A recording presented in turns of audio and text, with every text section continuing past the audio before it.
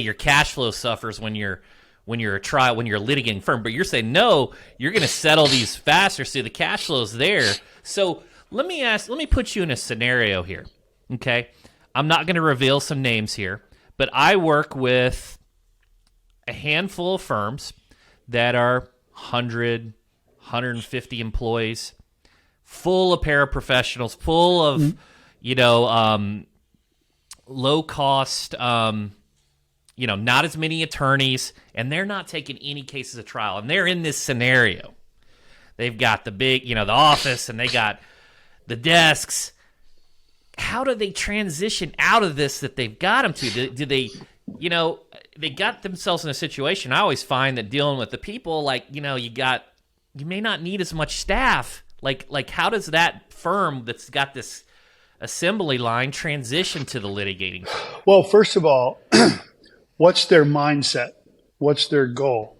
Are they interested in them making as much money as possible? Or are they interested in helping their clients get as much money as possible? And I have to say, and we're not using names, but we all live in the real world. There are many firms that the primary interest is how do the owners or the people at the top make the most money, right? And they treat clients differently. They treat them as widgets, right? They don't need to talk to the client because they're a widget and it's just a bag of money that I need to extract out of that case, right? If you instead have a mindset of, I will make plenty of money as if I maximize the value for my client, right? Now, just that mindset change increases the quality of your legal representation. And you and I know that a case manager is not doing legal work, right? They certainly can be very well educated on certain issues of the law, but that pre-lit legal work is just checking boxes and getting whatever. That's not legal work, right? And the carriers don't look at it as legal work. So what are you doing for legal work? Well, you need a lawyer to evaluate, is it time to file? Are we being treated fairly? You can't expect those paraprofessionals, those hundreds of employees, to be able to make, certainly they could if you train them and ask them, but to make those decisions of, am I being treated fairly? Look, I have a lot of friends I've hired people from the insurance business. My managing attorney, right, Craig Hartziker, was a former managing attorney for Farmers In-House Counsel in California. There's no doubt that periodically carriers put out a dictate. I remember AAA said, we are going to now say the plaintiff is 20% comparatively responsible in all cases. Every case. So every pre-lit case, they said, well, we believe the plaintiff's 20% at fault because they stopped early, they were speeding, they were driving, whatever.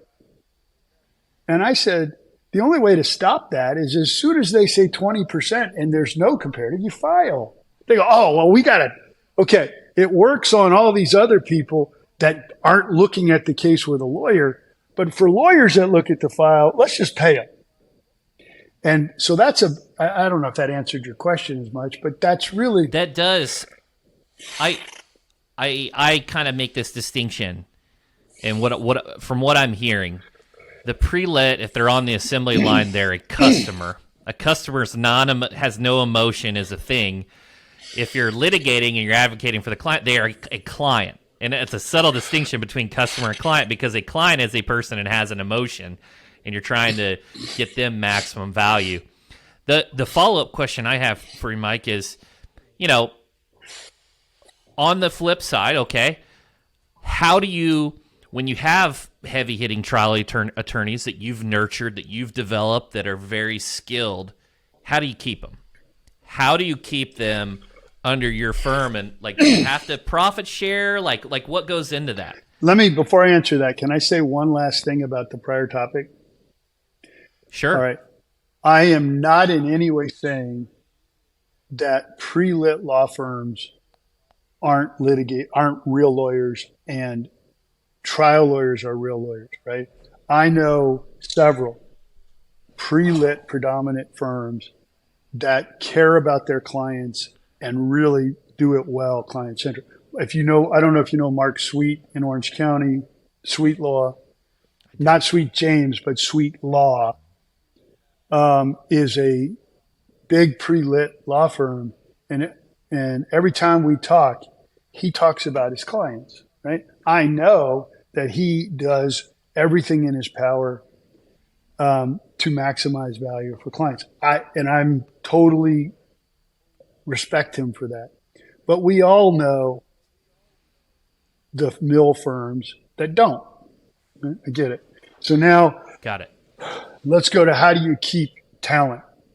Well, it's hard, right? I have over the 23 years that I've had a firm, at some point you nurture young talent, just like I was nurtured, just like every trial lawyer that's out there, you know, they had a mentor and, you know, the student passes the master or whatever it is.